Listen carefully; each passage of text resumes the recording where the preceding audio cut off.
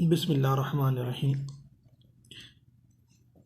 जब हम सोशियोलॉजी का मुताला करते हैं या सोशियोलॉजिकल थॉट्स के बारे में सोच विचार करते हैं तो इसमें जो बेसिकली जो थियोरेटिकल पर्सपेक्टिव है उसमें तीन जो मेजर पर्सपेक्टिव हैं वो बड़ा अमल दखल रखते हैं, जिसमें स्ट्रक्चरल फंक्शनलिज्म का है, दूसरा इसमें कॉन्फ्लिक्ट है और तीसरा इसमें सोशल एक्शन है।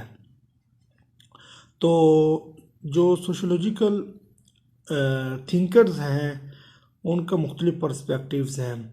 अब जैसा कि अगर हम किसी यानी कि एमाइल डर्खाइम के काम को देखते हैं, उसके बाद रॉबर्ट मार्टन के काम को देखते हैं, उसके बाद ये बहुत ही एक फेमस अमेरिकन सोशोलॉजिस्ट हैं टालकोट पर्सन्स, उसके काम को देखते हैं तो जो उसमें एक झलक नज़र आती है, उसमें एक शेड्स नज़र आता है, वो उनका एक पर्सपेक्टिव है। वो पर्सपेक्टिव स्ट्रक्चरल फंक्शनलिज्म है। अब स्ट्रक्चरल जो फंक्शनलिज्म है उसमें सोशोलॉजिस्ट थिंकर सोसाइटी को एक एज ए कॉम्प्लेक्स देखता है। उसमें इंडिविजुअल की बजाय वो सोसाइटी की उसकी जो वर्कबिलिटी है, उसका जो कॉम्प्लेक्सिटी है, उसकी जो फंक्शनैलिटी है और उसका जो एक किरदार है, उसका जो रोल है, उसको ज़्यादा देखता है अहम तरीके से। अब इसमें बात ये आती है कि ये जो एक पूरा स्ट्रक्चरल प्रोसेस होता है, उसका जो स्ट्रक्चर होता है, सोसाइटी का स्ट्रक्चर होता है, और सोसाइटी डिपेंड कर रही होती है मुख्तलिफ इंस्टीट्यूशंस पर, मुख्तलिफ स्ट्रक्चर पर डिपेंड कर रही होती है। तो अब इसमें यह है कि वो जो सोशोलॉजिस्ट ये तो सोचते हैं कि एक जो स्ट्रक्चर है दूसरे स्ट्रक्चर पर असरअंदाज होता है, दूसरा स्ट्रक्चर जो है वो पहले पे असरअंदाज होता है, तो ये स्ट्रक्चर टू स्ट्रक्चर वेरिएशंस को वो ज़्यादा कीनली ऑब्ज़र्व करते हैं।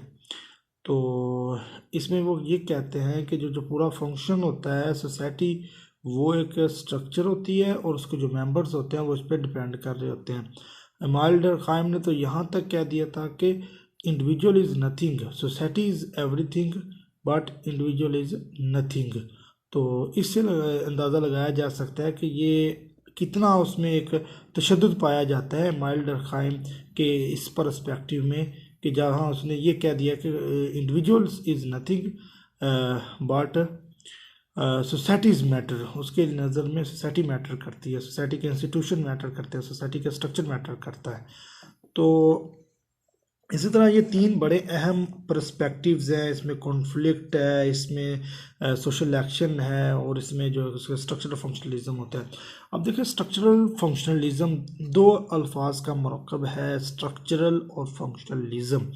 अब स्ट्रक्चर निकलता है उसकी साख्त से, उससे ढांचे से, और फंक्शनलिज्म उसकी वर्केबिलिटी, उसकी फंक्शनैलिटीज़ है।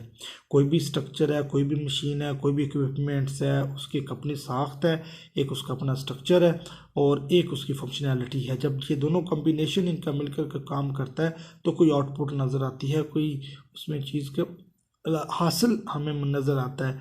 तो इसी तरह उन्होंने ये कह दिया है, जो सोशोलॉजिस्ट हैं इसके पैरोकार, इस नज़रिए के पैरोकार, वो ये कहते हैं कि सोशोलॉजिकल जो इंस्टीट्यूशन है या स्ट्रक्चर हैं या सोसाइटीज़ के स्ट्रक्चर्स हैं, वो आपस में जब उनका एक तो स्ट्रक्चरली उसकी स्टडी है और दूसरा उसकी फंक्शनली उसकी स्टडी है, जब दोनों की कंबाइंड स्टडी मिलती है तो इसको स्ट्रक्चरल फंक्शनलिज्म कहा जाता है।